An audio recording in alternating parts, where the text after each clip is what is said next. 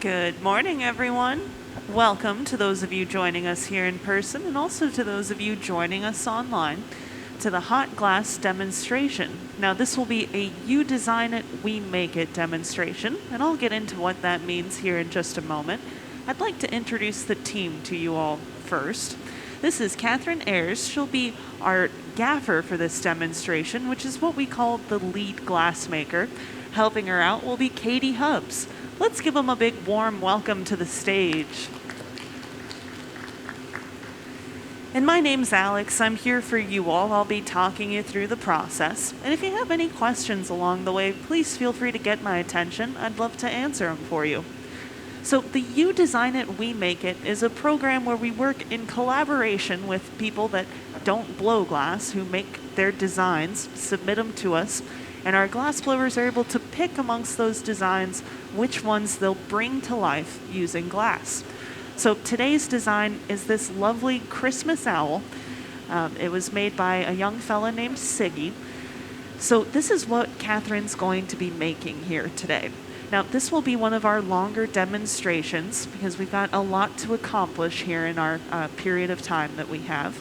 So for those of you with us in person, if you're getting tired and feel the need to move around, feel free to. You can always step out, come back in. So Catherine's begun the process by collecting some clear molten glass out of our melting furnace, which is central to the stage. The melting furnace is kept at 2,100 degrees Fahrenheit, and at that temperature, our glass moves and flows quite a bit like warm honey. It also radiates its own light. Now, Catherine's been working at applying color to that gob of glass, rolling it through these little chips of chopped up colored glass called frit. The heat transfers from her molten material, causing these particles to stick to the surface and creating a thin jacket of color over that clear core. Now, frit is a very useful way to add color very quickly to glass objects. You don't have to preheat that glass color in order to use it. We can also use something called color bar, which is a very dense version of that color. And when you're using color bar, it's so thick you have to preheat it in an oven to be able to apply it to the glass. So she's got a few coats of a brown glass on the surface of her clear, and she's getting it all organized on the pipe here using the Marver table. Now, the first thing that she's going to be working on is the twig that our owl will be sitting on. So we're going to start off the sculpture with that. Then the twig will get placed into an oven so it's kept at temperature where we can pull it back out, continue adding to it. Now, the glass we're working with here today is called soda lime glass, and that's in reference to the ingredients that go into it. It has a base of silica sand. Added to that is soda ash, which acts as a flux, lowering the melting temperature of the silica sand.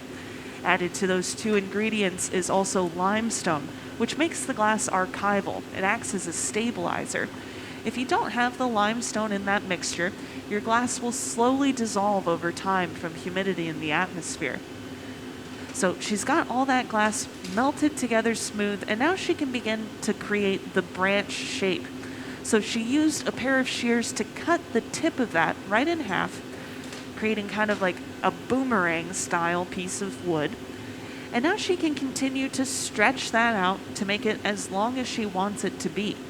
She just used a metal tool called the jacks to create a constriction that separates the branch she's sculpting from the pipe it's attached to.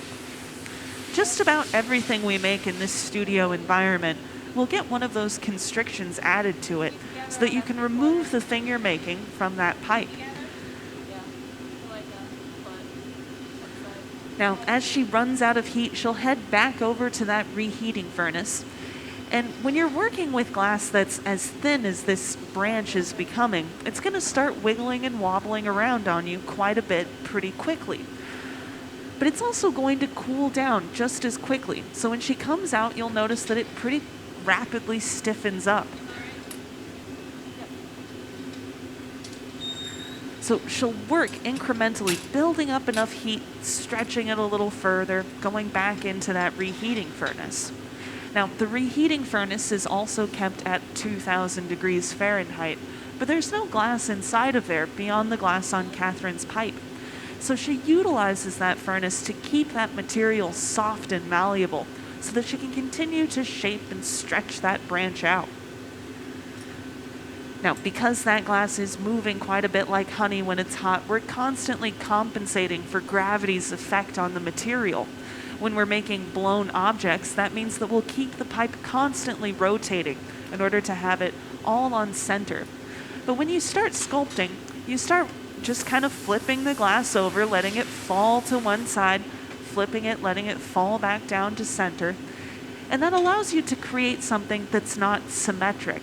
Rotating the pipe really lends itself to blown work because very much like working on a potter's wheel, you want to have the wall thickness of your vessel be the same throughout.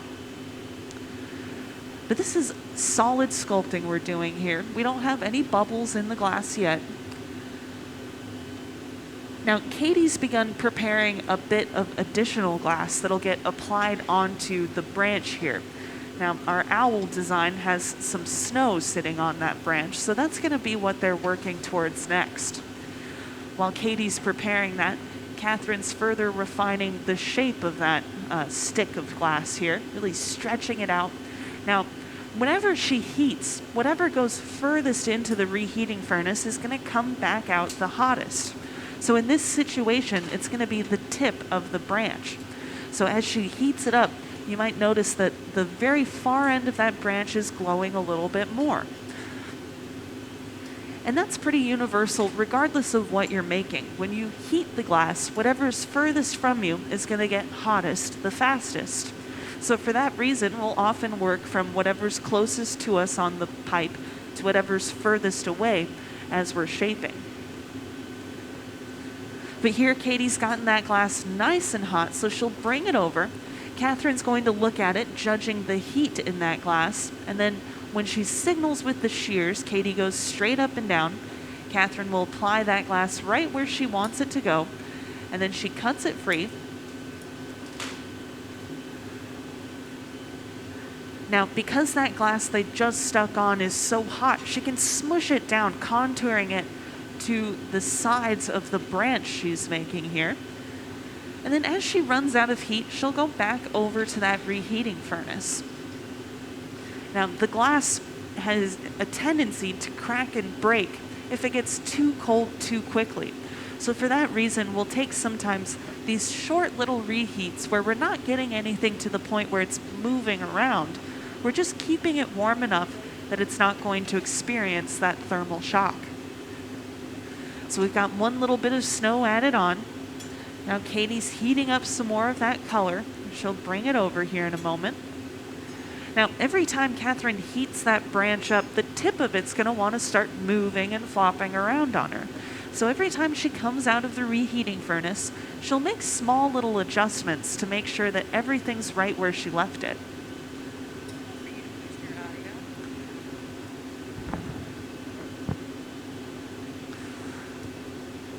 All right. So now we've got some more little details of snow going on there. Now, I believe they're going to add the snow in two parts. We have kind of a hint of blue between the snow in the drawing and the tree branch. So I think this will be kind of the frozen snow between the little piles of snow and the branch itself. So those are the blue parts that we just added on. And now Katie will begin to prepare the snow with the white on it here next. Now, our different colors of glass are made by adding different metal oxides to the raw ingredients I was talking about just a moment ago. So, if you use cobalt, mix it in with those raw ingredients, you'll get a lovely dark blue glass. If you mix iron oxide in, you'll get a green glass. To make the yellows and oranges and reds, it's cadmium and selenium. Manganese will give you the purples and blacks. Copper oxide will give you a lovely teal blue. And then titanium is usually used for the whites. So all of those different metal oxides go into making the different colors of glass. All right, so Katie got another gather of clear glass. She rolled it through some white glass. She's adding another layer of that white glass now. And then she'll get that all melted nice and smooth and get it so hot that Catherine can apply it to her branch that she's sculpting and then kind of probably tweeze and shape that snow so that it has some texture to it. Now, Katie added 2 layers of the white. Whenever we're working with frit, it'll give the glass kind of a mottled effect because those colors are added as individual little pieces. So sometimes if we want to mask that, we'll add multiple layers so that you can't tell that it's mottled at all. But here goes on that snow. So she's adding quite a bit more. And now that she's got it on there, it's still hot enough she can smush and move it around, creating the texture like we have in our drawing.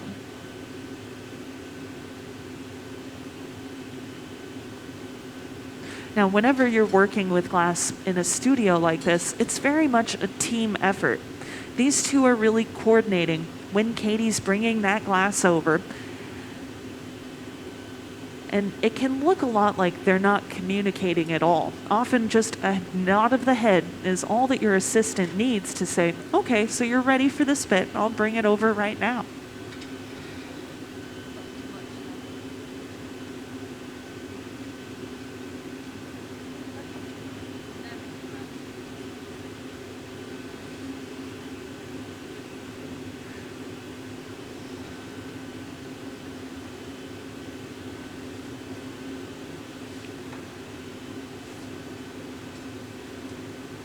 So here goes the next one. Again, Catherine's going to be watching that glass, monitoring the movement of it. And then she'll stick it down, taking as much material as she needs. Now, the shears she's using to cut the glass free from the rod that Katie's bringing over are really unique. They're called diamond shears. And we call them that because they cut in a diamond shape. But what's unique about these shears is they're cutting on 4 planes rather than 2 like the standard shears you'd have at home. So what this allows is for you to cut the glass at a really narrow point. So you're not leaving a sharp edge to it. And it can really lend itself to creating kind of little bunches of snow like what we're doing here. Depending on what we're trying to sculpt, we have a range of different shears that we can use to either get pointy texture or smooth texture.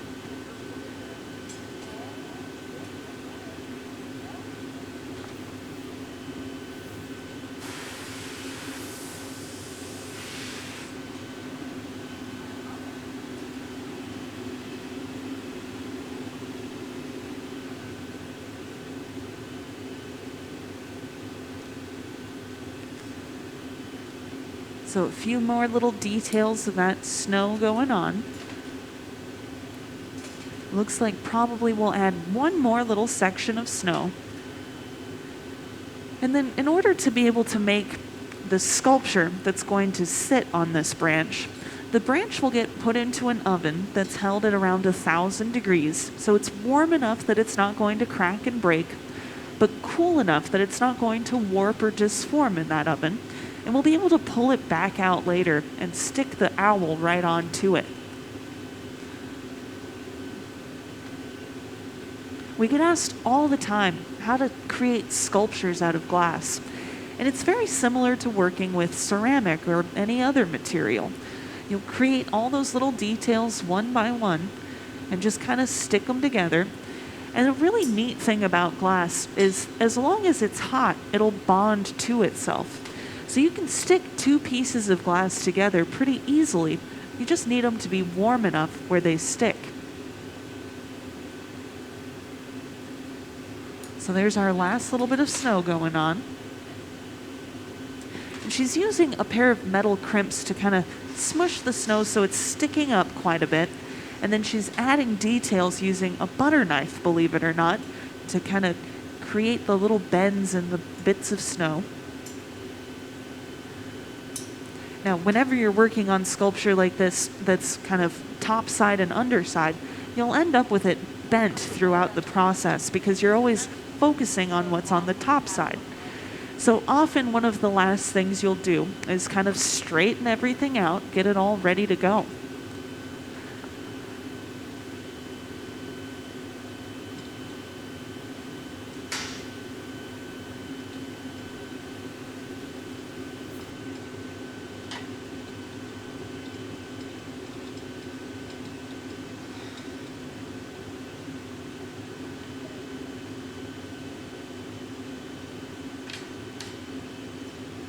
All right, so here we go. She's straightening that branch right out using a dry wooden paddle on our Marver table here. Now, the table is a tool for shaping glass, but sometimes we don't want it to steal as much heat out of the material as it would if we were to just use it. So applying a dry wooden board onto the table before setting that branch onto it allows her to straighten it, but still have enough heat that she can make small minor adjustments out at the workbench.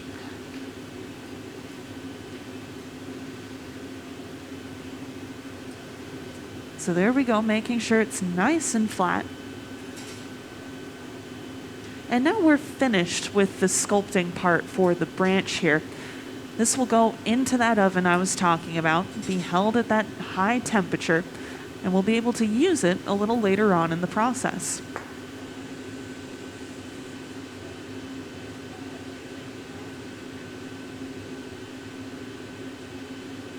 Okay, so we have a question from online about, isn't glass considered a super cooled liquid? Now, this question I think is in reference to old windows where the glass would be a little thicker on the bottom and a little thinner on the top. And this was an idea that's been perpetuated quite a bit. It's often in reference to stained glass in old churches. Now, glass is not flowing on the molecular level when it's at room temperature. This thought or idea kind of came into existence because of the way that glass windows used to be made. So to make a glass window, historically, we called them rondelles or bullseye glass. You inflate a bubble of glass, transfer it onto a punty, and then you're spinning that bubble out into a flat disc. That then gets cut up and applied into windows. But whenever you're making glass windows like that, you're going to inevitably end up with parts of that window that are a little bit thinner and parts that are a little bit thicker. So when you're installing that sheet glass into your window, you obviously want to have the thicker side on the bottom so it's not top heavy. So that's where that kind of myth that glass is flowing even when it's cooled down came from. Now, glass does have a really unique and interesting molecular structure where all of the atoms in glass are kind of randomly scattered throughout. So when you break glass, it's going to give you what we call conchoidal cleavage, meaning it's going to break on those really crazy arcs. Just out of curiosity, how many people have broken glass here today? Yeah, a few? It didn't break in a nice straight line, right? Well, that's because of that random pattern in the molecular structure. For that reason, we don't call it a traditional solid. It's not like metals where all those molecules are arranged nicely in a grid form. So it can look deceptively like a liquid. But it's actually not flowing much at all, if at all, when it's at room temperature. In fact, I would say it's absolutely not moving at room temperature. So here we go, a few more little details on the snow. She's using an oxygen propane-fueled torch to superheat small little sections so that she can go back in, kind of create a little more texture.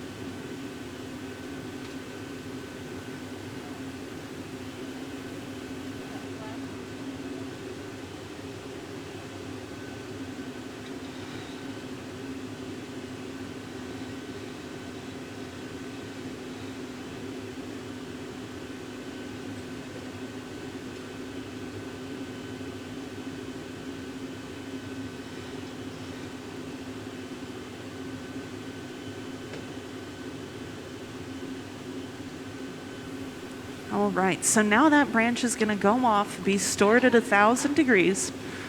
Catherine's begun collecting some more clear glass, this time on a hollow stainless steel blowpipe.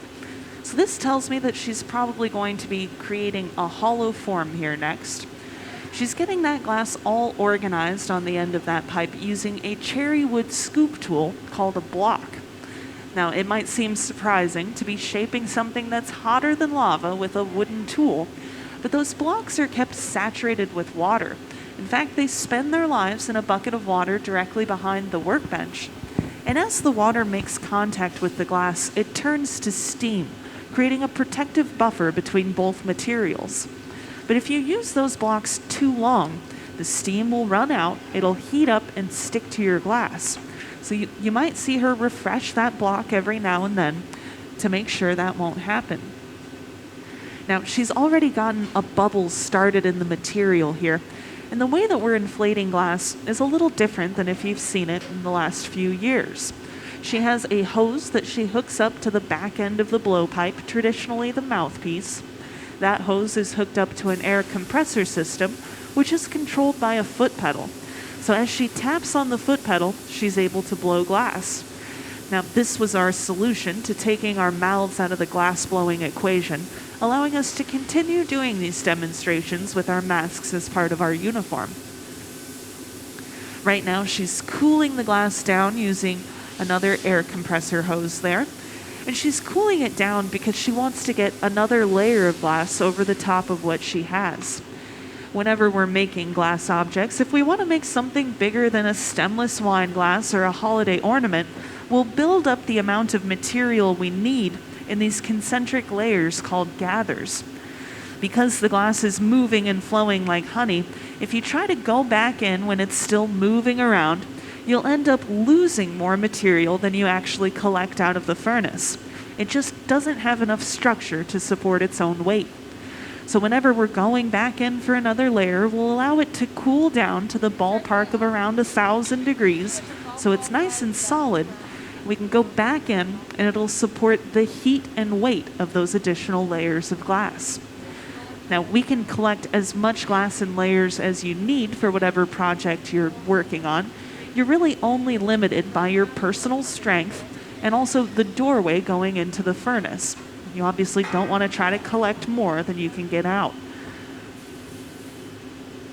But here again, she's rolling it through that colored glass, getting it to stick right to the surface. And this is a brown color that she's applying here. I think this will be for the body of our owl that we're making. So every time she applies a layer of that frit, she has to go in and melt that frit in so it's all nice and smooth before she can go for a new layer. And that's because we're relying on a heat transfer from that clear glass to get the chips of colored glass to stick. So if you have kind of a crusty surface of cold glass on top of your clear base, you're only going to be able to pick up so much in one go. So we'll build those up in layers until you have as dense of a color as you're looking for. Now, she keeps going back into the same color, but you could also use that to create a different pattern of colors. You could go into a different color every time you heat it up and get kind of a confetti of colors all across the surface of the glass.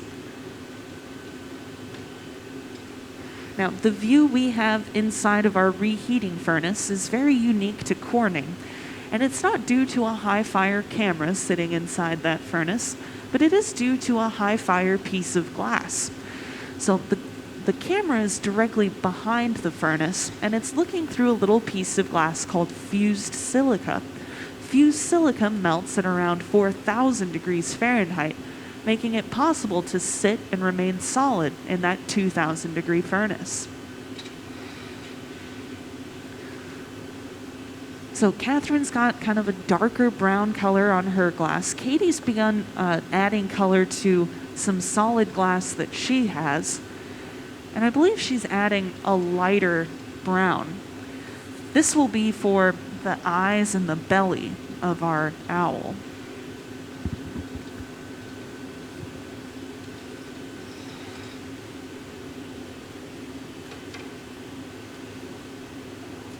But now it looks like Catherine has all the colors she's going for here.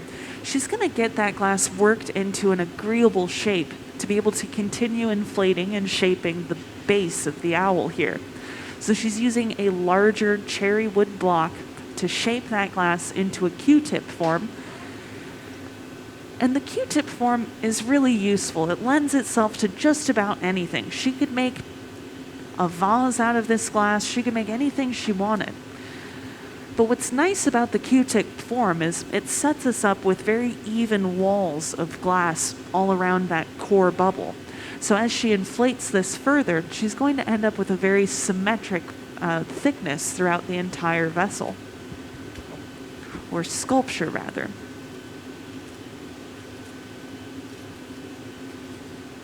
Now, before she inflates it too much, she wants to apply that color that Katie's preparing here.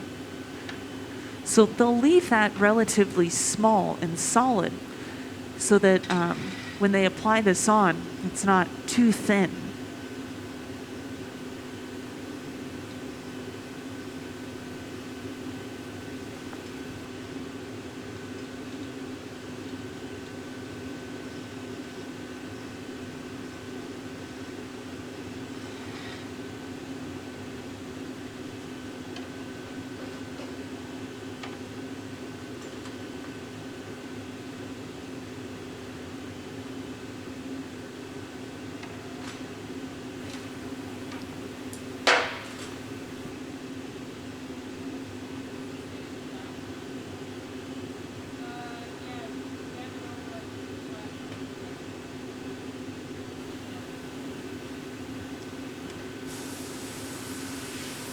All right, so Catherine just did a little additional shaping to the bit of glass that's going to create the difference in color for the eye section and the belly on our owl.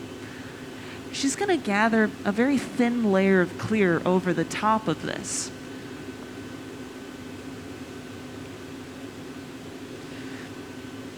Now, sometimes when we're working with color on the surface of the material, if we're worried about those colors interacting at all, we'll kind of coat them in a little bit of clear glass, and that'll just give it just a little bit of a buffer between those two colors. So she doesn't want too much clear glass over the top, so she just cut off a little excess material here.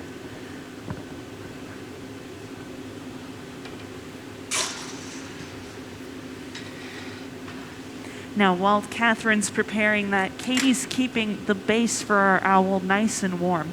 We'll often refer to that position as babysitting in this situation, because she's just taking it over, heating it up a little bit, keeping her eye on it, making sure it's nice and safe.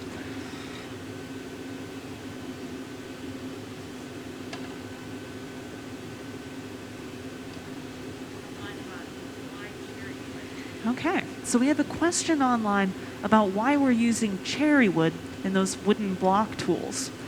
So fruit woods tend to be the preferred type of wood that glass blowers will rely on for shaping our material. And the nice thing about fruit woods is they have a nice dense grain pattern. So as you use that tool over time, it does burn a little bit. And as it burns, it'll have an even burnout because of that dense grain pattern. They also have a very low resin content, which means they're not going to be depositing any unwanted kind of scuzz onto the surface of the glass. So we found that fruit woods just work pretty well. And in the United States, cherry wood is kind of the most common version of that you'll see. But you could use pear wood, any fruit wood.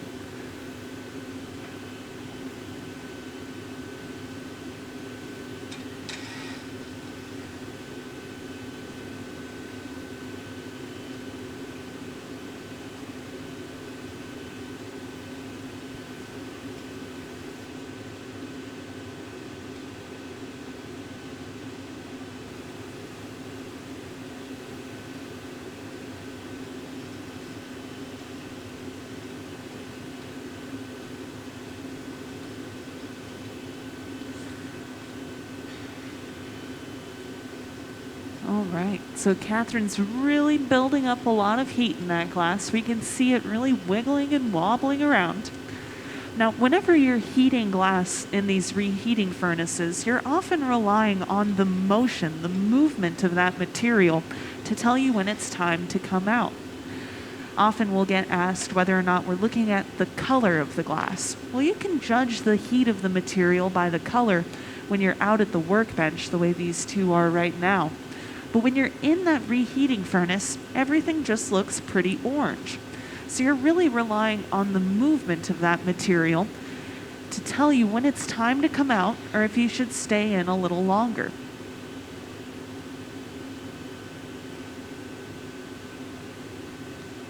All right, so she's using the jacks to create some constrictions in that material.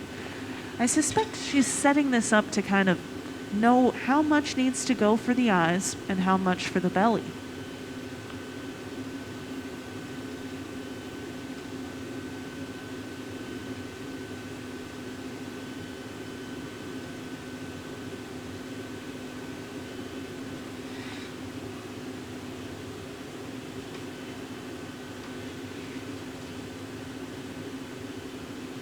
So now she's going to use those crimps, pressing it a little flatter.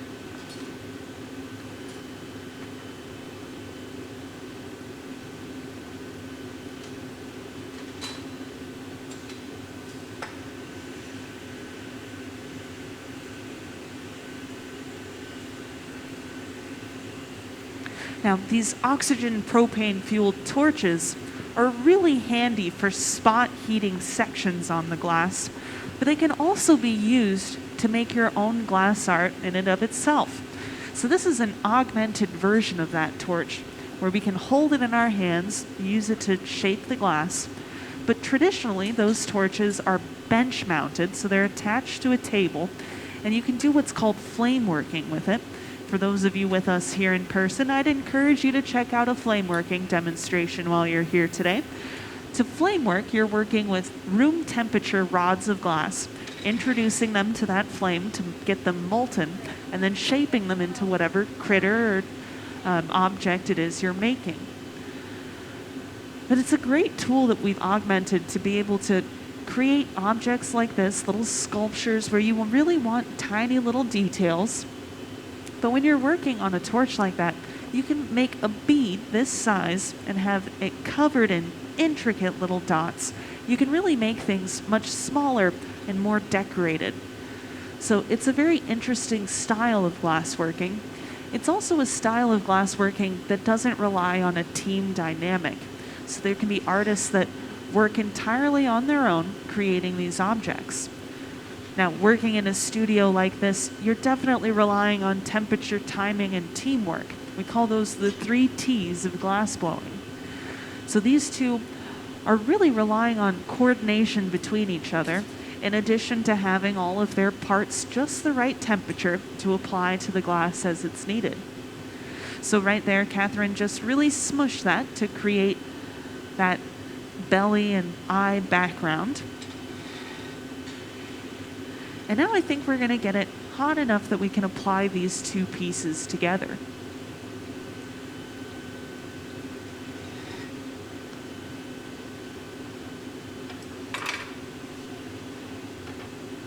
So just like with the twig, there's a little constriction in the base of this form Catherine has that'll allow her to remove it from the pipe when the time comes. Right now she's using a pair of shears that we call duckbill shears to create kind of the indents and the contours of the body. Now we call these duckbill shears because they've got kind of a duckbill shape to them. But a really nice thing about these shears is if you're using them to cut away the top portion of a blown vessel, that duckbill shape prevents you from falling out of the cut mark. It can be really easy as you're trying to trim through glass to kind of lose your spot. I'm sure a few of us, if you're decorating any presents or anything in the last few days, getting those cuts in the gift wrap is very similar. So there she goes, cutting the other side here, really creating that owl outline. Now, as she does this, because she's turning that pipe constantly, that form wants to twist up on itself. So she's constantly going back, making little adjustments to the shape to make sure it's not creating a spiraled form.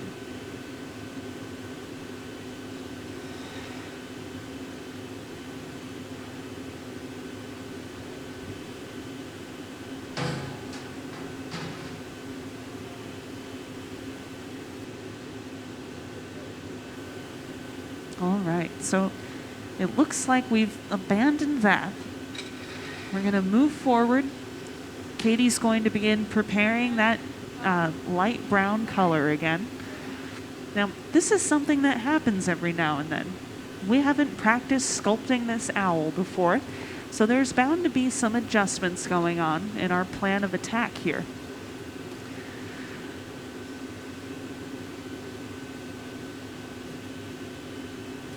So again, rolling it through that light brown color, getting it all applied to the surface. Then she'll go and melt that smooth.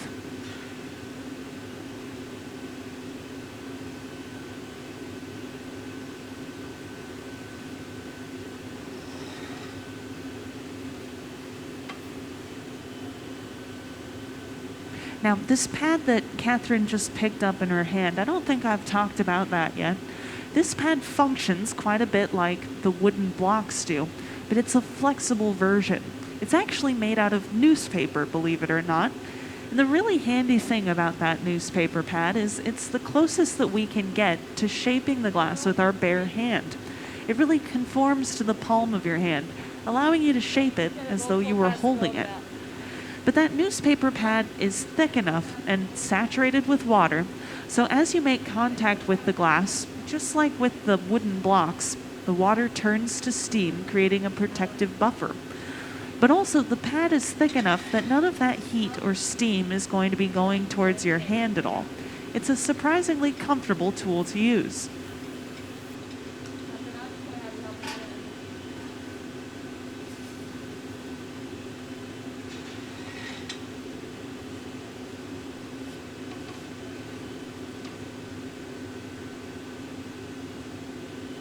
Okay.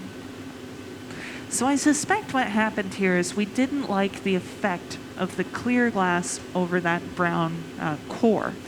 So we've laid out some transparent brown glass. They might gather over the bit that Katie has and then roll it through that transparent brown to kind of mask the clear.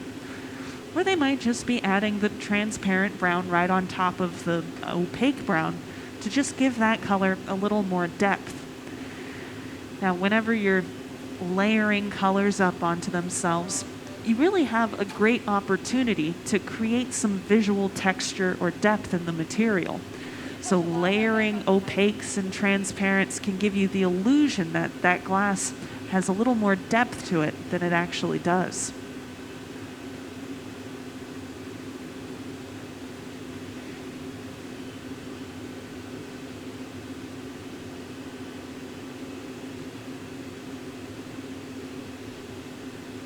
So Katie's getting that glass into a shape that makes me suspect we're going to be applying it directly onto the body of our owl.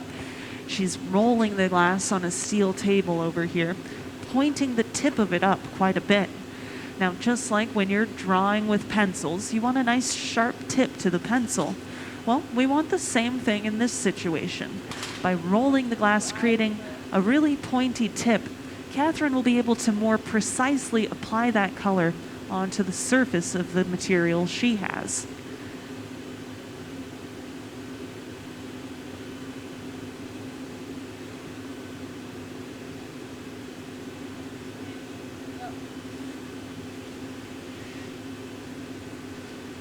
All right, so Katie's got that glass really hot. It's really moving around. So she'll go straight up and down. Catherine will apply it right where she needs it to go, cutting it free. And now that glass is hot enough that she can smush it flat onto the surface of our owl here, kind of push it around, getting it just into the right shape to be that belly part that we were talking about earlier. The tool she's using here is called a tag, and it's essentially just a big kind of oversized butter knife. And it can be really useful for sculpting with glass. You can use it to smear color onto the surface of things. You can also use it to create texture on objects, to really push the glass around.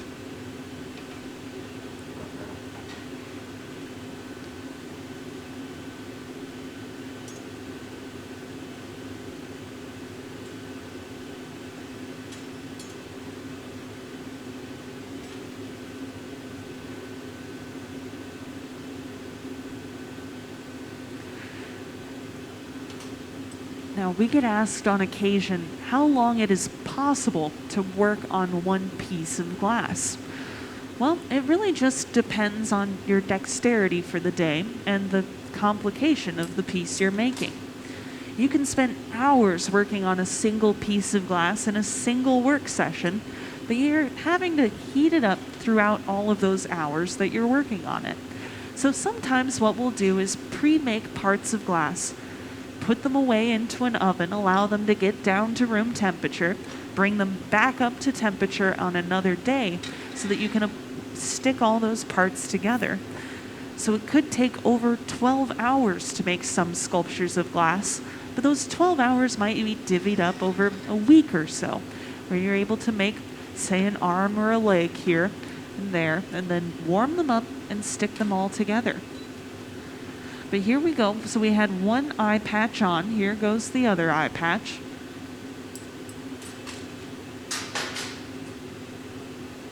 Now, Catherine's also relying on getting just the same amount of material, especially for those two spots for the eyes, which can be pretty tricky to do, especially after you smush something flat. Remembering how large it was three-dimensionally can be a little tricky. But Catherine's been working with glass for over 20 years now. She's made some really awesome sculptures out of glass in those 20 years. So she's using all of that knowledge to apply onto this owl form here. So now she's going to get it nice and hot again. And then I suspect we're going to see her inflate and shape this a little further in the next few moves here. Now, because we allowed the core bubble of this owl to get pretty cold as we were getting the belly patches and the eye patches ready to go, it might take a little bit to get it hot enough to where it's moving and flowing again. So if we have any questions out there in our audience that's here with us, I'm happy to take them. Or even those of you online, please feel free to submit questions. I'd love to answer them.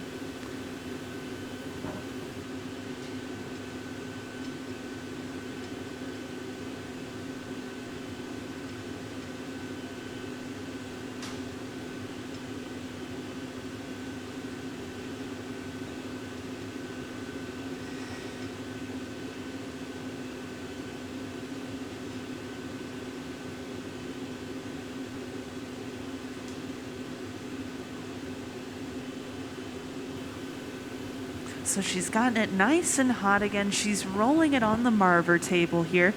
And she's being really careful to roll it evenly to the left and to the right every time. When you're using this table, if you only go in one direction, you're going to create a drag in the glass, and it's going to twist up whatever pattern you have on the surface. Now, that might be a desirable effect if you're trying to twist up a color pattern to have a nice spiral going down the body of a vessel. But with this, we definitely don't want to twist it up. This owl's not looking off to the side or anything. Now, being able to keep a pattern nice and straight on a vessel or on a sculpture is actually a sign of a really skilled glassmaker. She's not only turning it evenly to the left and the right while using that table, but also when she's reheating the glass, especially at a temperature like this where it's really moving around. If she were only to turn to the right in the reheating furnace, inevitably that pattern would twist right up on itself. So if you see a pattern of, say, cane, like on this vessel right here, where they're pretty straight, that's really impressive. It's super hard to do. It's much easier to create a twisted design.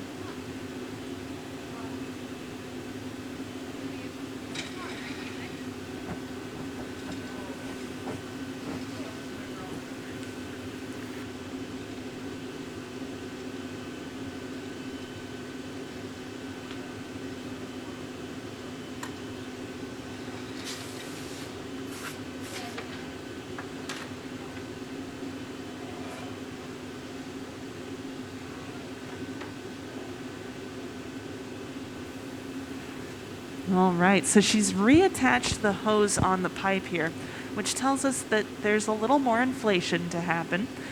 And she's creating a constriction here. This is the neckline. This will separate the piece she's working on from the pipe it's attached to. These necklines are structural weaknesses in the glass where we can selectively cool it down in order to break it right off where we want it to break. Whenever we're doing that, we're often relying on thermal shock, cooling the glass down until it's on the border of cracking and breaking, and then we'll shock it even further by vibrating the pipe. Usually that takes the form of tapping a tool on the pipe to release the piece.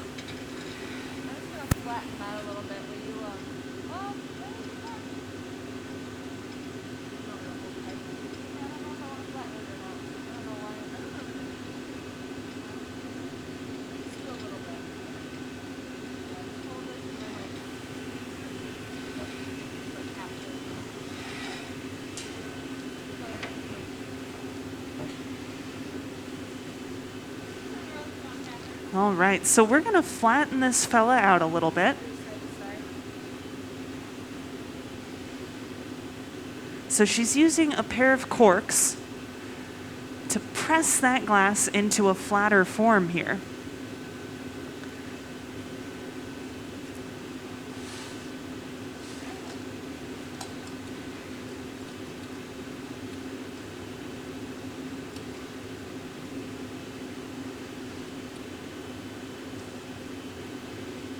So as she flattens it, it kind of wants to suck in on itself. So she's also tapping on that foot pedal to reinflate it a little bit.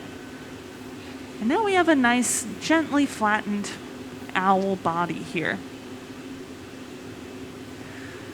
Now, of course, there's a few more little details we need to add on to this. I think Katie's getting maybe some wings ready for the owl. Oh, the little ear horns for the owl.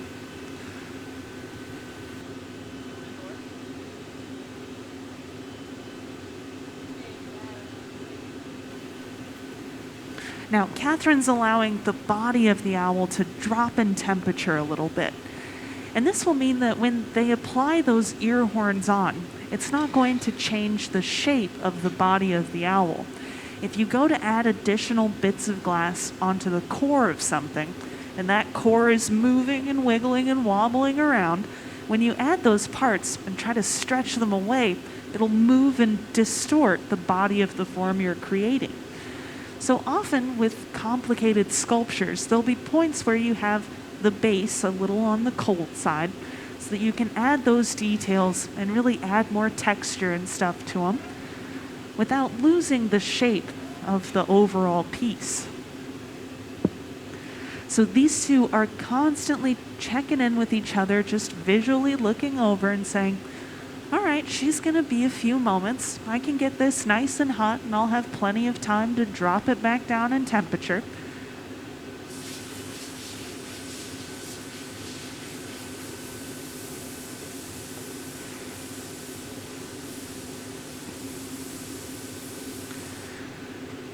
So now Katie will bring over those little feathers that make those owls look like they have ears. Stick it right on.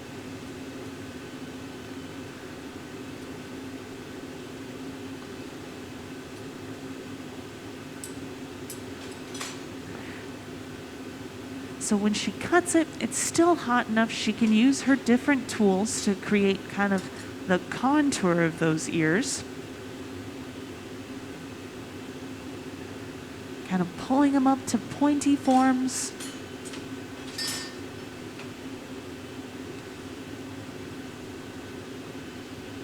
And then trimming back down in to remove any excess material.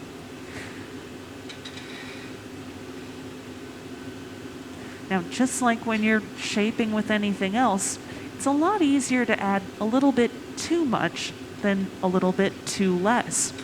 So we'll stick on a little bit of glass, cut around it to create the shape we're looking for, and then do some additional shaping here next.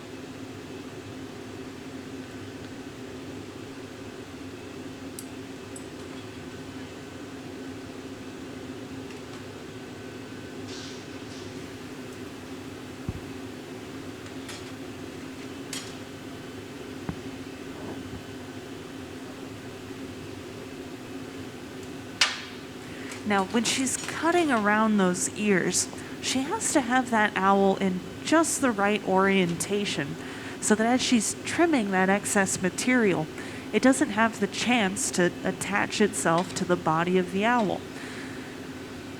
It can be really hard to cut glass, not because it's difficult to trim through it, but because those cut marks will be kind of curling up on themselves and wanting to fall back onto whatever you're making. Well, if that happens, they'll adhere to it because they're hot enough to stick to the body of the vessel. So whenever we're cutting through it, whether it's the rim of a vessel or sculptural pieces like this, we're always very conscious of the orientation of both how we're trimming and the way that glass is situated. Because if one of those trimmings were to have tagged back down onto the owl, she could remove it by tapping it off of there, but it has the potential to remove some of the color that's on the surface of the owl. So you really want to avoid that.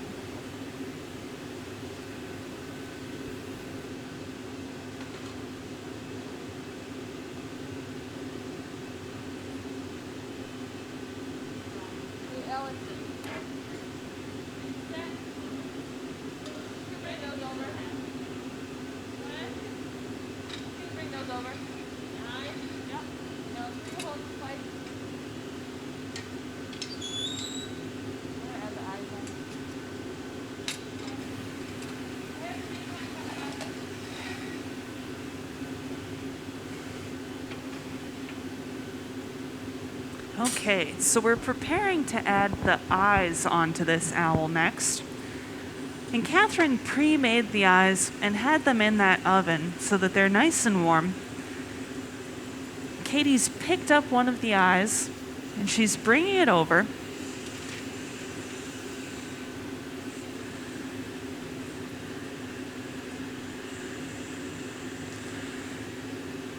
So Catherine grabs it. She's going to warm it up using that oxygen propane-fueled torch, and then she'll be able to lay it precisely where she needs it to go here.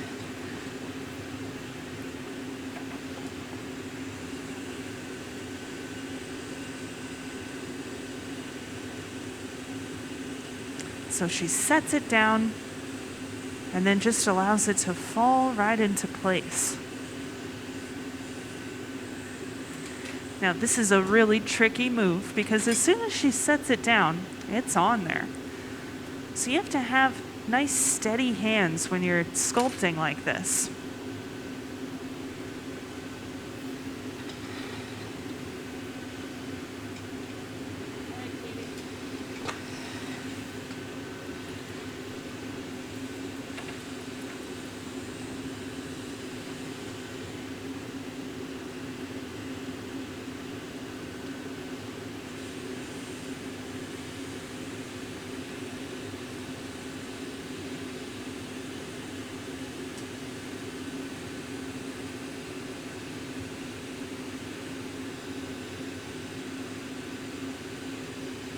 So here goes the second eye.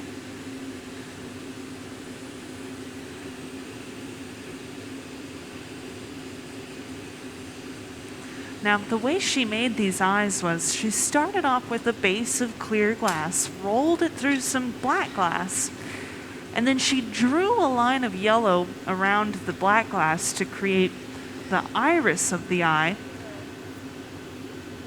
And then she went in with a rod of white glass and added those little reflective dots on the owl's eyes. Now, especially when you're using these rods of glass, you really want to have a nice steady hand as you're drawing it onto the surface of the molten glass, because it's like drawing with a permanent marker. You can't take back any of the lines you make. And if you're having a really shaky hand day, it can be really hard to get it all precisely the way you want it to go. One of my first glassmaking instructors told me, "Breathe, Alex. You've got to breathe through drawing on glass. Otherwise, it's going to be going every which way." And of course, if you're not breathing in a controlled fashion, you don't have enough oxygen going to your muscles, and you'll end up trembling. So working with glass can be pretty tough. You really have to keep an even head about yourself. So I think our next thing going on here will be maybe the beak of the owl or the scarf. I'm not sure which one they'll do first. Oh, the wings. It's going to be the wings next.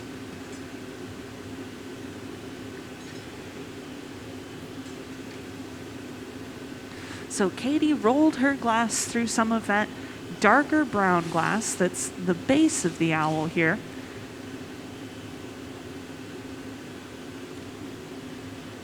And we'll have to see where they go with this. I suspect they might apply that glass onto the owl's body, and then Catherine will sculpt the texture of the wings right out of the molten glass.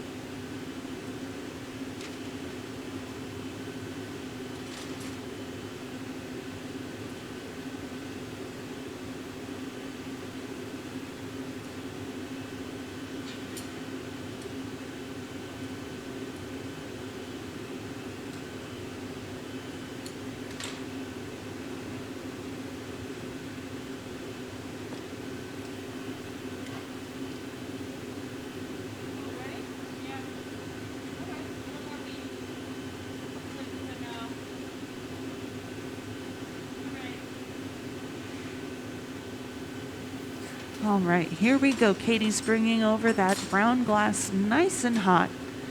Catherine's consulting the drawing, making sure that she's getting these applied right where they need to go.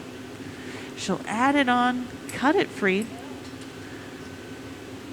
flatten it out, probably trim into it a little bit to create individual finger feathers for our owl.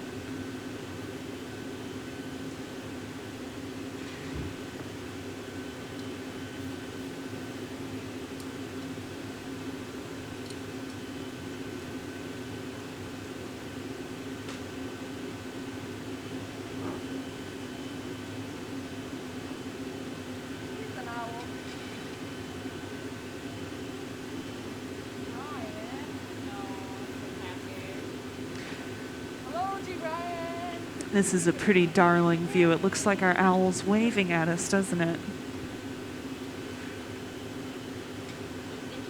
Now, the thinner the glass is, the faster it's going to cool off. So that little wing they just added, it's pretty thin now. She pressed it really flat. So in order to be able to add this texture that she's putting in right now, she had to go back and warm that wing up, allowing it to really get hot enough to wave at us. And then she can go back and add the texture, bend it into the right orientation. And then in the meantime, Katie was getting the rest of that brown glass nice and hot.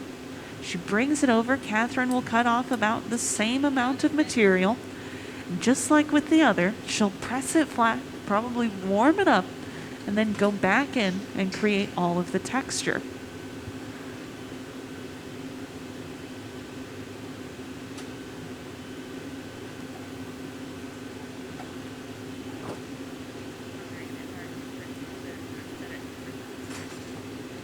Yes, so we have a question from online about if our different ovens are set at different temperatures. And yeah, I would say absolutely. I'm going to check in and see what our garage unit is set to. So the garage is set to 1,000 degrees, which is a temperature at which the glass isn't going to be moving on a visual level, but it's warmer than our annealing ovens. Our annealing ovens we keep at 900 degrees Fahrenheit because we definitely don't want that glass moving around at all. Now, the garage oven is kept at 1,000 degrees because we want to be able to pull those parts back out, warm them up, apply them to our sculpture without worrying about them cracking and breaking. Our melting furnace is kept at 2,120 degrees Fahrenheit, And that's a temperature at which the glass will move and flow nicely, allowing you to collect layers of glass out of that furnace. The reheating furnace is usually just a little bit colder than the gathering furnace.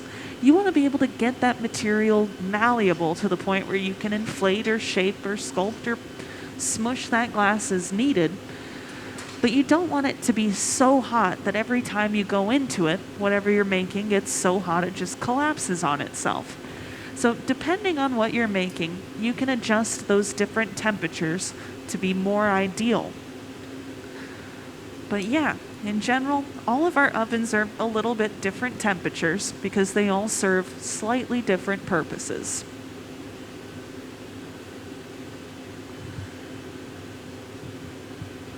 So now Katie's begun working on what will become part of the scarf here. I suspect this will be kind of the tassels on the scarf that are peeking out from underneath the part that wraps around our owl's body. And I'm saying that just based on the amount of glass that Katie has here.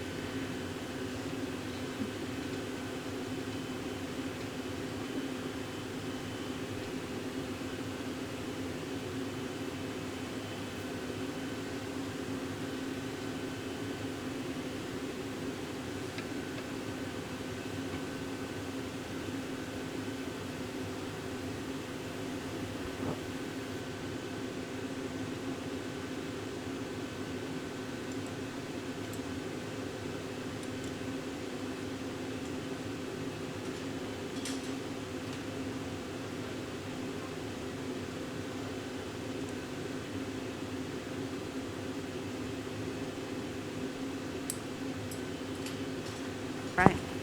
So there's the first part of the scarf. She's cutting it in half, so this will be both of the ends of the scarf peeking out from underneath the body of the scarf, wrapping around our little Christmas owl here.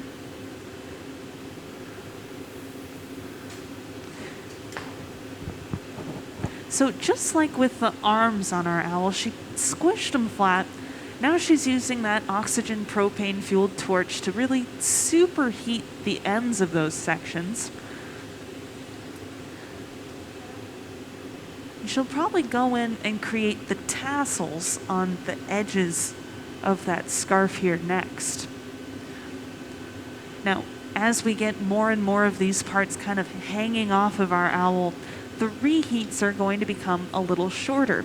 We want to really preserve all of the texture we're applying onto this. So as you start to create really delicate little elements on your sculpture, you can't heat it up as much because you don't want those little tiny pieces of glass to get so hot that they ball right up on themselves.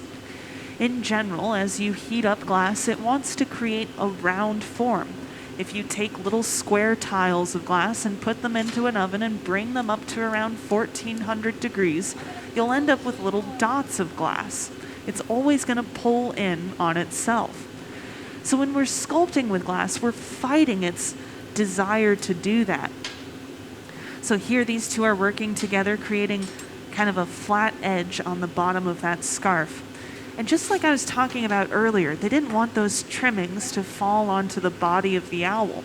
So to prevent it in that situation, Katie just grabbed a hold of it with a small pair of tweezers and was able to catch that trimming as it was cut free. But as I was saying, whenever you're working with sculpture, especially when you have pointy sections on that sculpture, you're really fighting glass's desire to be a round object.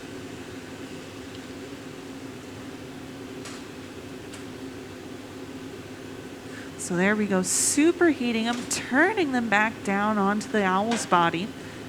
It looks like they touched together just a little bit, so she cut them free.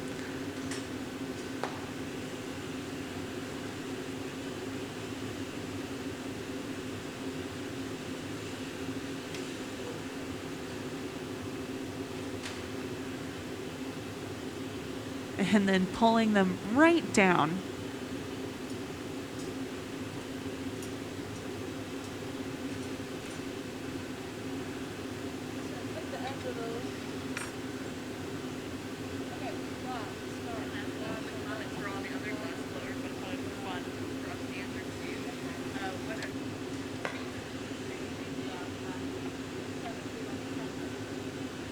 All right, so we've had a question from online that goes to all the glass blowers out there.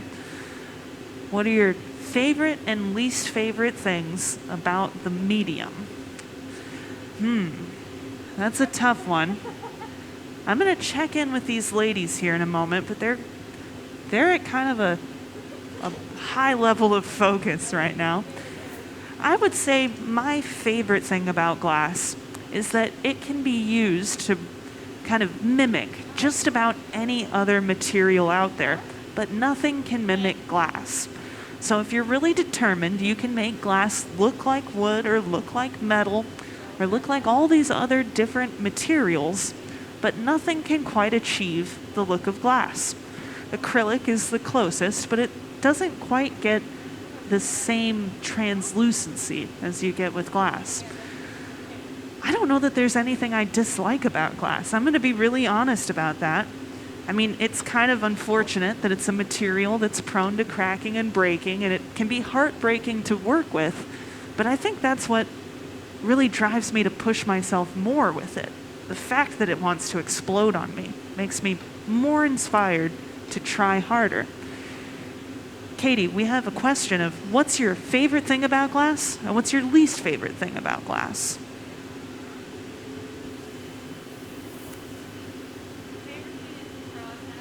So her favorite thing is the process.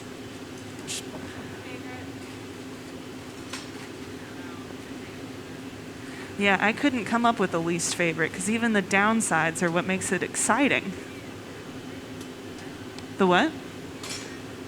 Ah, that's a good point. So Katie's least favorite is the fact that all the equipment is so expensive, which is understandable. Like, yeah, you can't do it everywhere. You pretty much have to have a community of glass blowers available to work with. Now, building a studio like this is a big undertaking. There's a lot of equipment that has to be maintained. All of our furnaces on this stage are fueled by natural gas and forced air. So it can be a pretty expensive thing to be running a studio. So yeah, I would say that's probably my least favorite thing about it too, to be honest. Now, I'll check in with Catherine here in a moment, see if she can answer the question. She's very focused. She's got all these details that she really wants to preserve from Siggy's drawing that she's putting into this. So I'm not sure if we'll have a moment to catch her response. So Catherine's least favorite thing is the heat, which is understandable. I can tell you all that this is 2,000 degrees, but when you feel it on your face, it's a totally different thing. So that's another good one, the heat. What's the favorite thing? She loves the way it moves. So yeah, that's the favorite thing. You know, I think universally with glass blowers, we're going to have kind of similar answers to this because when you get into glass, it's usually not necessarily what you've planned on doing your entire life. You encounter it at some point, whether it's a friend that works in glass or perhaps you saw some sort of class advertised that got you into it. But pretty universally for anybody that works in this material as a profession, you go in, you try it once, and then you're like, oh my gosh, this is amazing. I can play with lava? That's so cool. So we all kind of fall into that ballpark of just, you get so passionate about it because it's so unique and crazy and weird. And it's a lot of fun to work with. And you get to work with all of your friends. That's the other great thing. Working in a studio like this, you make friends that work in glass, and then you all have a similar passion. You all go out for dinner or something. You're probably going to be talking about whatever piece you made recently.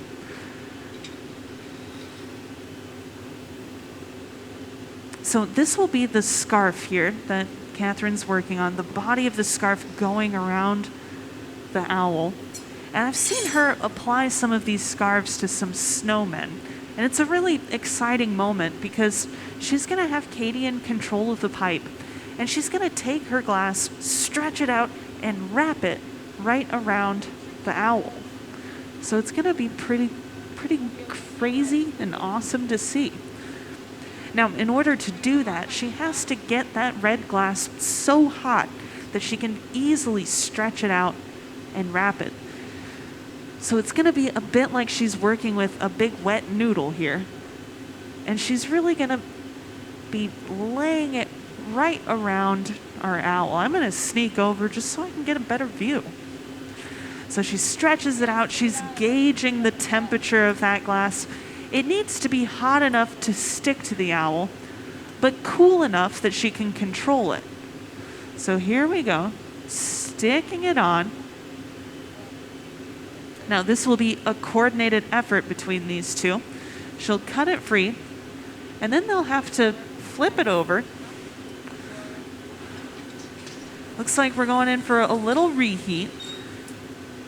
Now this will be a difficult reheat. The edges of that scarf are going to get warm and start moving around on her. So she's got to be really careful. You'll notice she didn't even turn in there because she didn't want to even give it the chance to stick where Catherine didn't need it to go. But now Catherine can push those two arms of the scarf together, and then she'll end up trimming off that kind of tail hanging off the back of it. And this will give us the illusion that that scarf is just wrapped around and then very neatly folded on the front of our owl.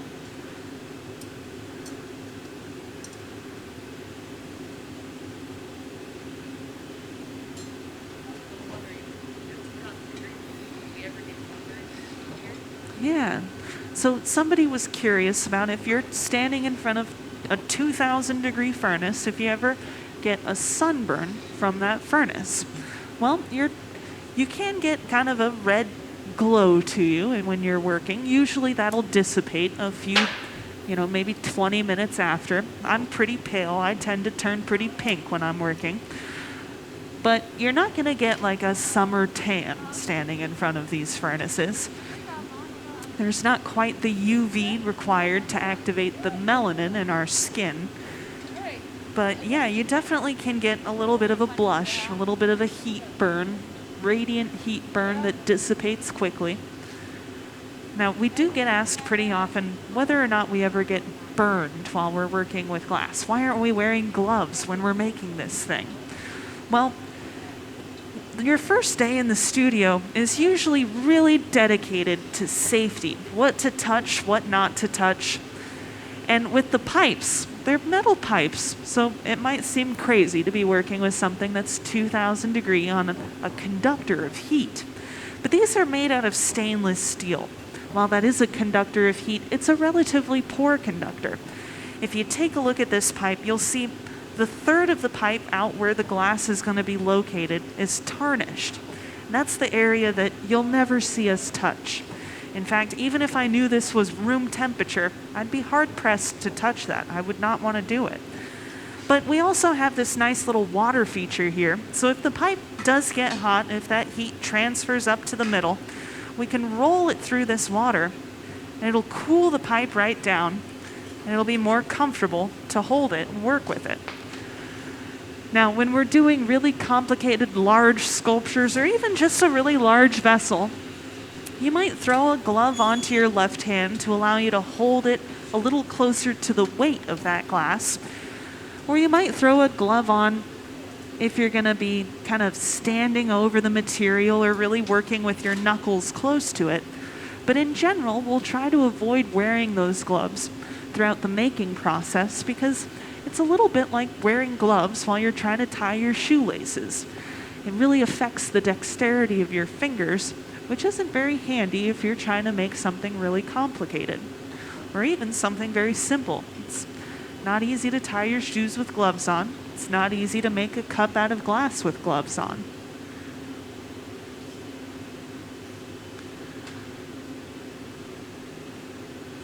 All right, so Katie's got some more glass here. I'm not sure what color she applied to it. I missed that. It might be perhaps an orange for the beak of our owl.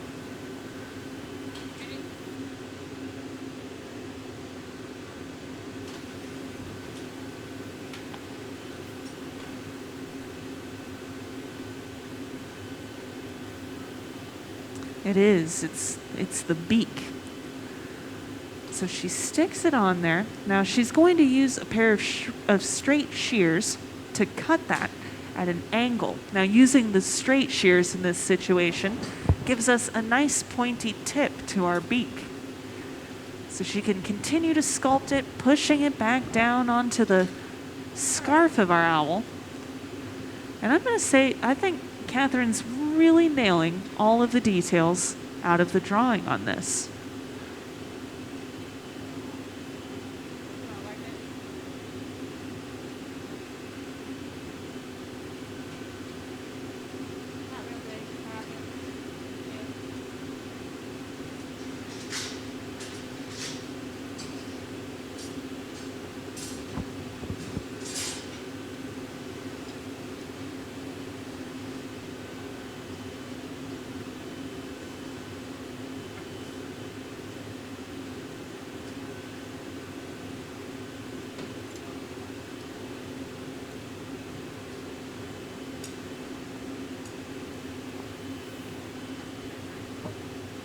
All right, so now we're going to begin working on the hat here.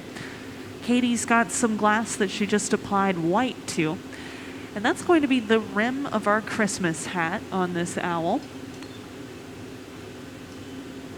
Now, I'd like to point out the colors on the owl that we're looking at here aren't going to be true to the colors that it'll be when it comes out of the kiln at room temperature, probably tomorrow or the next day, because we're seeing the heat of the glass on top of those colors. So the scarf, although it looks brown right now, that'll be a beautiful red. The eyes of the owl, they have yellow on them. That's going to look a little more orange during the process. Now, the browns of the body of the owl, they'll change in tone a little bit, but it'll be brown. But it's mainly the reds and the oranges and the yellows on this picture that we're seeing that aren't going to look very true to the colors they'll be as we're making it.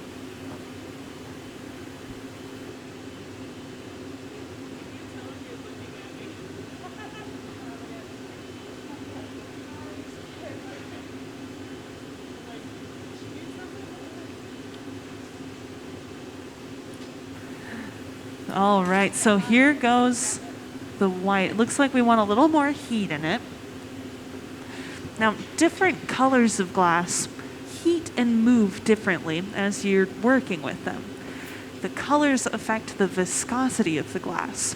So white is a color that makes it more viscous. It's what we call a stiff color. You can get it really hot, and then it'll feel like it's cooling down very rapidly. Reds, oranges, yellows, those are all stiff colors. The blues, purples, those are all what we call soft colors, greens as well. They seem to heat up really fast, and then when they're hot, they move quite a bit. So here we go. She's adding a dollop of white right onto the top of our owl here. And then she's going to press that flat using that tag again to really smush it flat. This will give it a broader rim.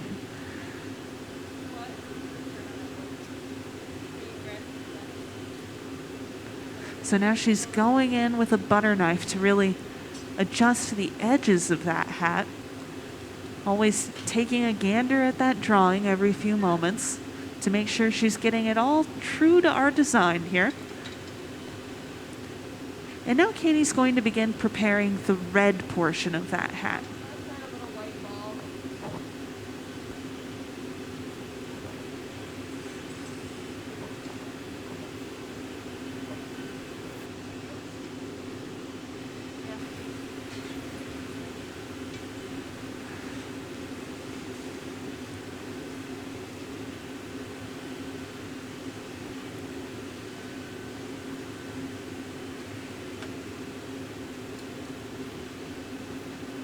So I'm going to jump in and help out as well here now, getting the little white poof on top of the hat ready.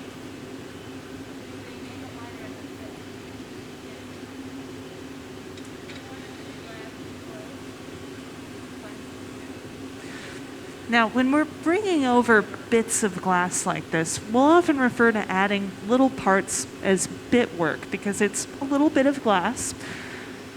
But there's different shapes that we can bring these bits formed into. So depending on what you're doing, you might want a really pointy tip to your bit if you're going to be drawing it around the surface of the glass. Or if you're making a hat, say, you might want a really blunt, broad tip to the glass. So that's what Katie's working on right now. She's going to get that into the appropriate shape for what we're doing here. So pressing the tip of that glass down onto the surface of the marver here will widen it up and allow Catherine to create a broader base of the hat and a narrower tip.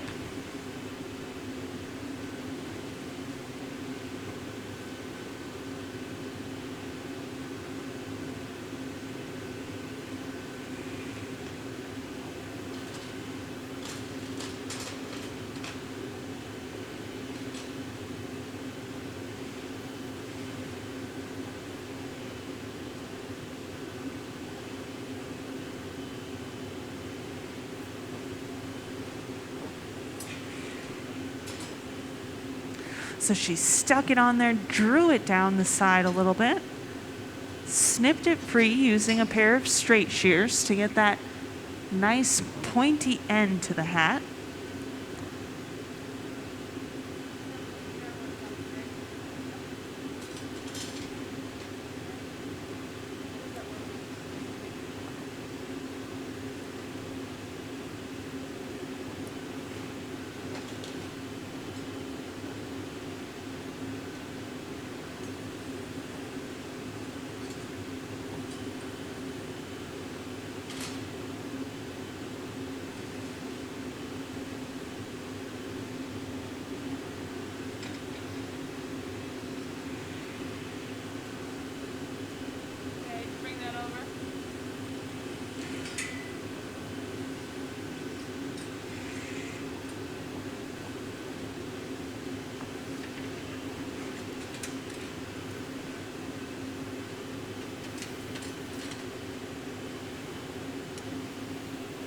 So now here we go, adding that little ball of white.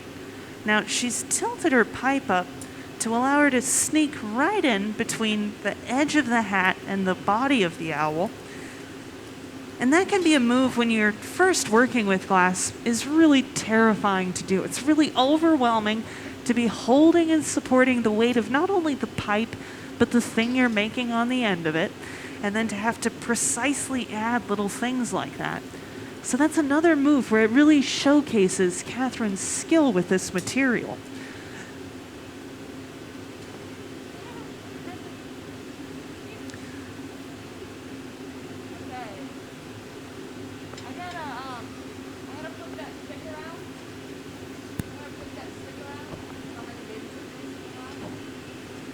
All right. Okay.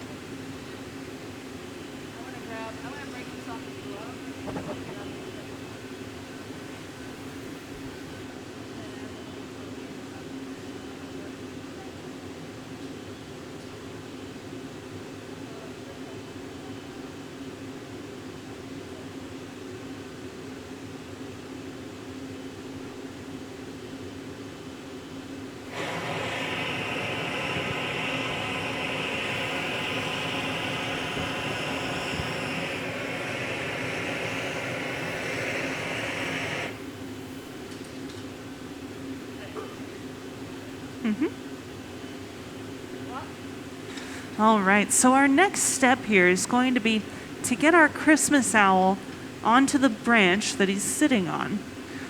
So those two are going to work at getting that branch ready to go. And I'm just going to babysit our darling little owl here. Make sure he stays nice and warm.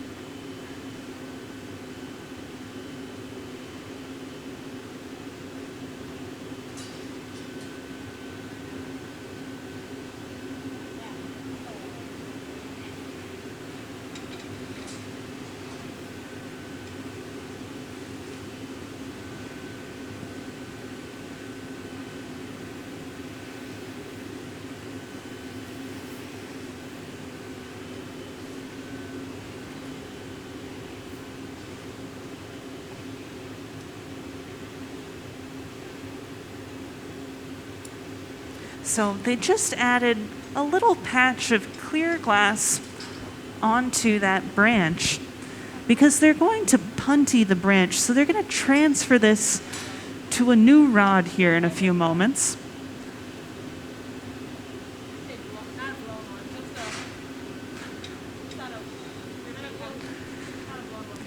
Now, when they stick it onto this new rod, they don't want it to potentially remove any of the color that's on that branch. So adding that little patch of glass is just going to preserve the color there. Whenever we add punties onto things, it's usually to expose the open edge of a vessel, say. And there can be the potential for that punty to remove a little bit of the material when you go to remove it at the very end of the process. So anytime we're working with color right on the surface of the glass, we'll often be aware that that punty could take a little bit of it away. So we'll add just a little insurance to it. So if it does take anything, it'll be the clear. So Katie's got that punty going here. Now, the punty might seem a little large for what we're going to be using it on, but you have to keep in mind that the owl is going to end up being a part of that branch here in the next few minutes as well. So they're being aware that they have to compensate not only for the weight of that branch, but the owl and the little feet that'll get added to the owl as well. Now, if you're trying to work with glass and you have a punty that's much too small for what you're doing, it has the potential to actually peel right off the end of the pipe.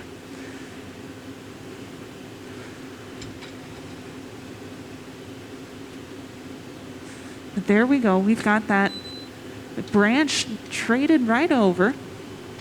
They're opening up enough doors on that reheating furnace so that the branch can fit right into it.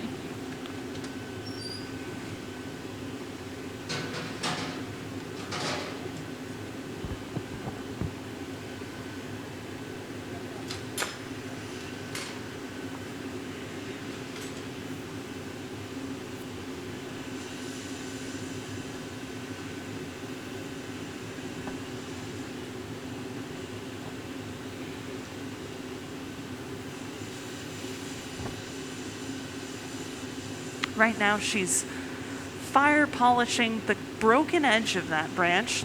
So where they broke it free from the pipe it was originally on, there's of course a little bit of sharp glass right there. And because that branch got puntied in a way that's a little different than usual, it's on a different axis, it's a little trickier to polish those broken edges in the reheating furnace. So here they'll utilize that oxygen propane fueled torch to just spot heat all the ends, make sure they're in just the right shape and not at all sharp.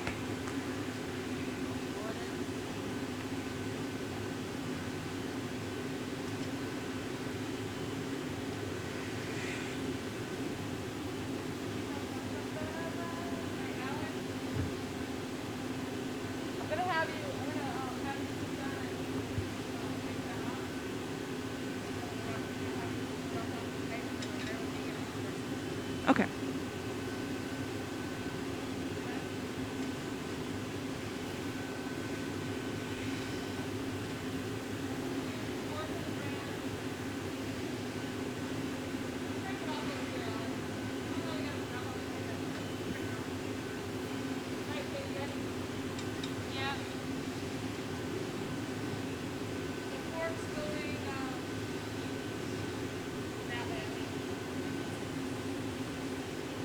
So here we're going to break the owl off.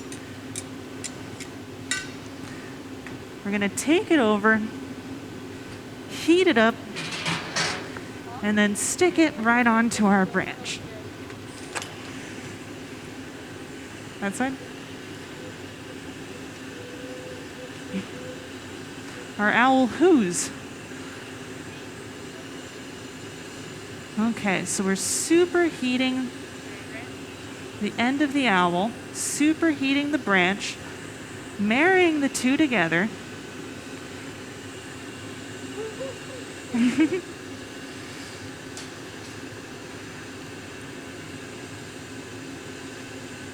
All right, there we have it. So now, where we just stuck that owl together, and yeah, please feel free to applaud. Never hold back if you ever want to give us encouragement. We thrive on it. Now, where we just stuck those two together, the glass is really hot, so it's moving and wiggling around. And Katie had to be really careful as she went into that reheating furnace. She has to keep turning the pipe to compensate for that wiggling. So that's often kind of the really like catch your breath moment when you're sculpting with glass, when you stick a heavy object onto a narrow base like this.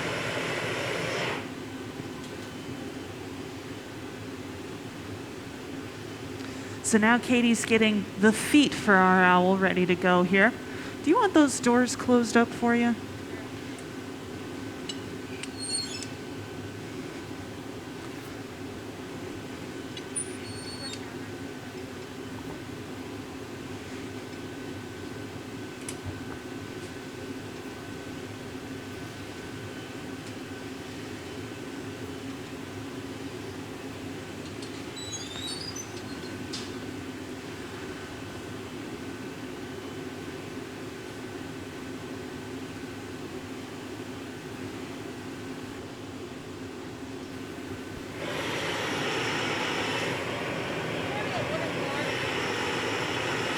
Yeah.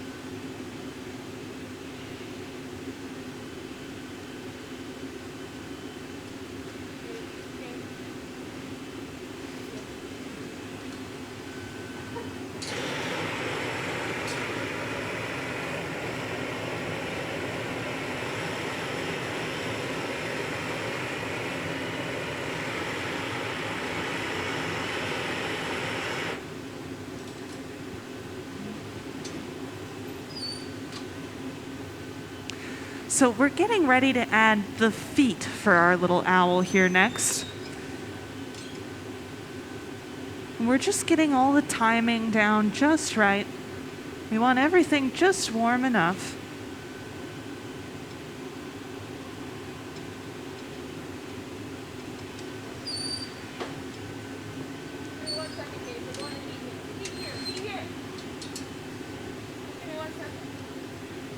Now, we need things to be warm enough that these two pieces of glass will stick together when they go to apply the toes for this owl.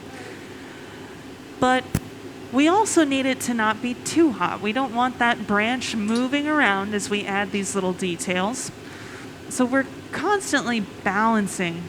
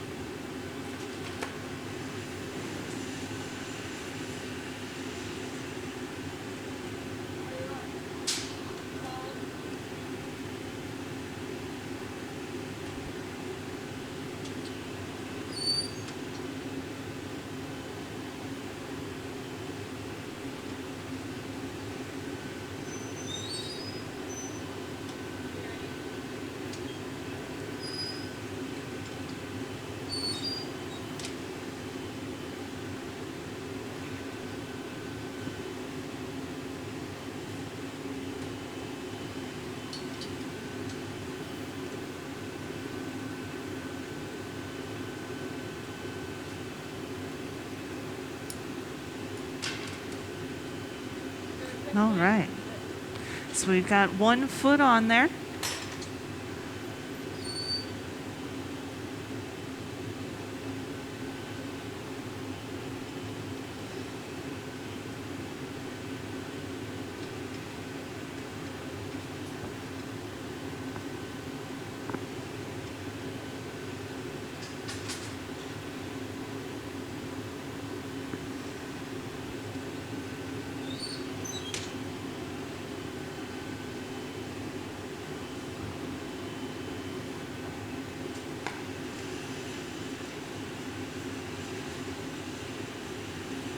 Now, I believe the feet are really the last little details that we're adding on to this Christmas owl here. So, this is often some of the most nerve-wracking moments. You're adding small little details. I've been working on this owl for about an hour and 40 minutes now.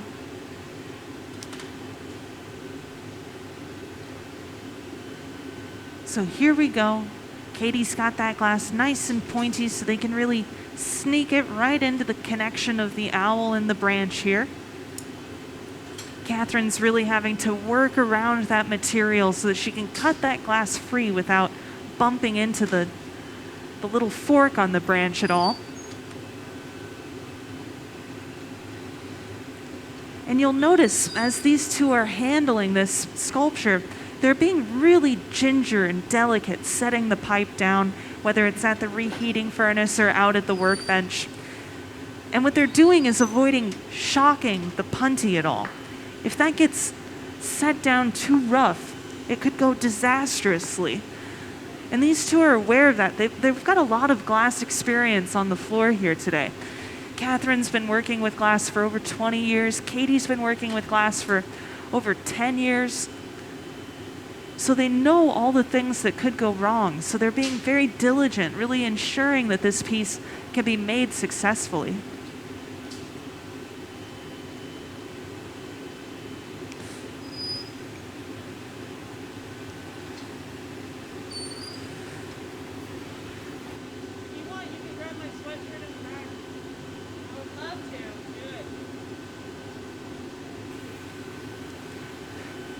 So we've got our last little details on. In order for this owl to survive coming down to room temperature, it has to come down very gradually, very slowly overnight. Glass shrinks just a little bit as it cools down, and if you allow it to cool down in an uncontrolled manner, it'll be shrinking to such a degree that it is built up with stress. To relieve the stress, it'll crack and break apart. So in order to avoid that happening, whenever we're working with this material, we'll cool things down very slowly. And the speed at which you can cool things down is dictated by the thickest part of the glass. So this will probably take at least a day to cool down. At least 24 hours, I would say. So Katie's getting all suited up in this protective gear. She's got some Kevlar gloves on, a face shield on to protect her face from the heat. Because she's going to be physically carrying this little owl from this workbench over to the oven where it'll slowly cool down overnight.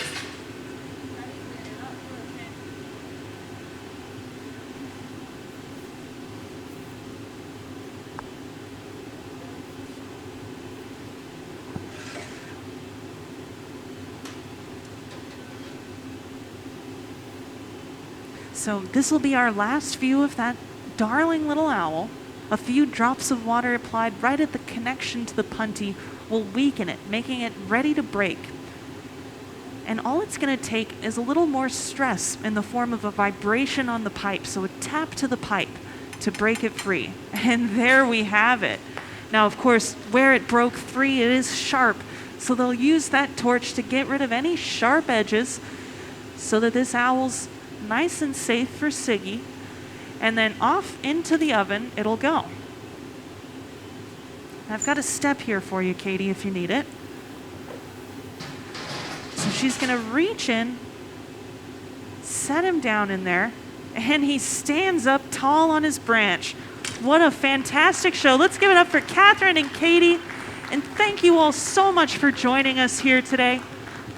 That's going to conclude our live stream demonstration. For those of you here in person, if you have any questions, please stick around. We'd love to answer them. And for those of you that joined us online, thank you so much for being a part of this. We hope you have a fantastic rest of your day. Thanks again, everyone.